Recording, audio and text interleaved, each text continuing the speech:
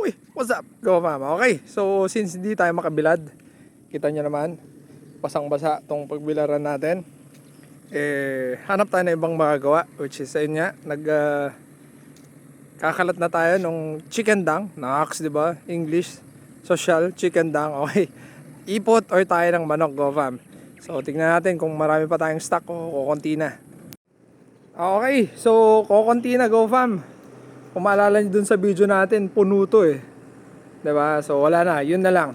So naglalagay tayo sa mga nagtatanong, kinakarga natin ng 500 to 1,000 kilos of chicken dung per hectare. So mga nasa na yan, 100 hanggang 200. Pero usually 100 lang, pwede na. Yung mga iba naman, yung okay pa yung lupa, nilalagyan lang natin ng 50. Yan, pero eto, isa pang malupit na tip, go fam, para sa inyo.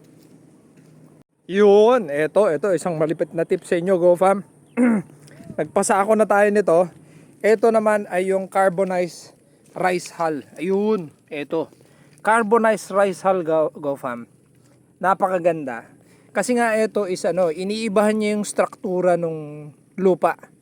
Okay, kung yung lupa mo alam mo yun, malagkit, clayish, ito napakaganda kasi ginagawa niyang buhaghag.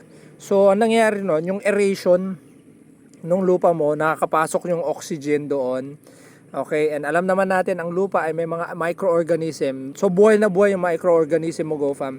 So even yung water retention mo, nutrient retention mo, napakaganda rin kasi buhaghag yung lupa, 'di ba? So ang daming mga benefits nito. Ano rin to, parang mga insect repellent din to. Kasi ayaw din nila ng ganyan, yung abo. Okay, kung meron kang mga mga crawling na mga insekto, kunwari dito sa palayan, mga snail, di ko alam ano bang Tagalog ng snail, go fam. Okay, yan, ayaw nila yan, go fam, di ba? So yan, carbonized rice hull. Daming benefits nito, go fam. So ito ngayon pinasako natin. Okay, so ito na yung mga yan.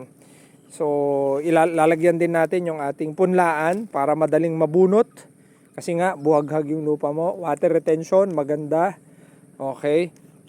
And pag sobra din yung tubig, mabilis niya lang din matatanggal yung excess na water pag ganito.